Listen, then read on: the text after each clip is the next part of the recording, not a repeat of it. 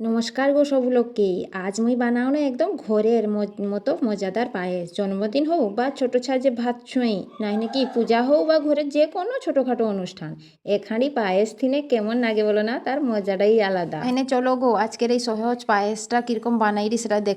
পারেই দেখবো নি ভিডিওটা, বুঝি পারবো নি। ভিডিওর ভিতরে অনেক ছোট ছোট টিপস আছে। আগে পায়েস চাউলটাকে ভালো করে ধুই নিছ, ধুই করে মানে 30 মিনিটের মতো ভিজেই রাখি দিত, অথবা কি 2 চামচ মতো ঘি দিয়ে করে চাউলটাকে ভালো করে মাখাই নিন। ঘিটা মাখাই নিয়ে আর কারণ কি বলতো, দুধে দিয়ে দাও সরাসরি কি পানি দিয়ে সিদ্ধ করো, যে তোলে নাগে কি যে পুড়ি যায় সেইটার ভয় থিবে নি। মুই কি প্রেসার কুকারে টিকে পানি গরম করে নিতনু, আর পানির মধ্যে কি 2টা তেজপাতা দিয়ে দিতনু। তেজপাতার গন্ধটা টিকে ভালো লাগে। তারপরে সেই ঘি মাখা চাউলটা দিয়ে গিয়ে 2টারও 3টা সিটি মারিয়ে নেব। তোমার চাউলটাকে সরাসরি দুধে বি ফুটাই কিরি সিদ্ধ করে নি পারো, কিন্তু মুই কি পানিয়ে টিকে প্রেসার কুকারে সিদ্ধ করে নিনু, কারণ গ্যাস বি কম সরবে আর সময়টা বি বাঁচবে অনেকটা। মুই আজকে আমুল দুধে যে প্যাকেট দুধ কথায় সৌগাই গুঁড়া দুধটা দিকরি ভাইস করমু।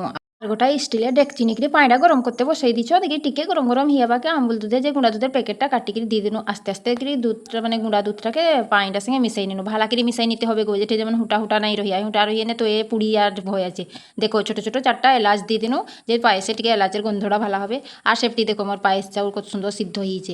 এখন গরম দুধটা প্রেসার কুকারের ভিতরে দিয়ে কিরি চাউলের যে ভাতটাকে সেটা ভালো করে টিকে পাতলা করে নেবো, দেখি ও গরম দুধের ভিতরে ঢালি দেবো। ও পদ্ধতিতে পায়েসটা বানাইতে বেশি উপকরণ লাগে নি গো, কিন্তু ছোট ছোট যে টিপস গা আছে সবকে মানিয়ে নিলে না পায়েস হবে দুধে ঘন একদম, ভাতটা হবে নরম আর স্বাদ হবে একদম অসাধারণ। পায়েস চালের ভাতটাকে যে দুধের ভিতরে দিয়ে দিল না, দিয়ে দেওয়ার পরে কিন্তু দাঁড়াইয়ে হবে নি, নাড়তে হবে খুব সুন্দর করে।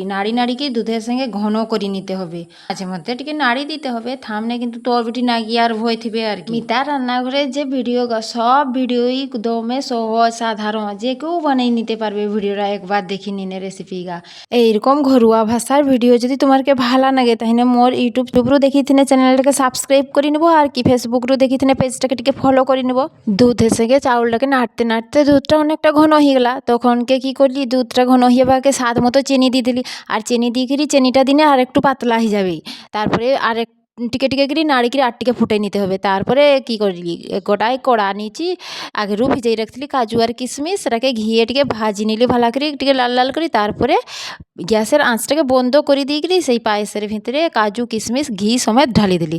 এঠে গোটাই ছোট্ট টিপস আছে, মনে রাখবো কিন্তু একদম নিহাতি মনে রাখতে হবে। কাজু আর কিশমিশ, বিশেষ করে কিশমিশটা দেওয়ার পরে পায়েসটাকে আর ফুটানো চলবে না, না হলে টক ভাব হয়ে গেলে পায়েস নষ্ট হয়ে যাবে। দেখিছ পায়েসটাকে মুই কিরকম মানে পাতলা কিরকম রাখিছ, এইরকম পাতলাটা রাখিছ, এইরকমটা নামাই রাখি দেবো। আর কি হবে জানো, একটা ঠান্ডা হওয়ার পর আরও অনেকটা ঘন হয়ে যাবে।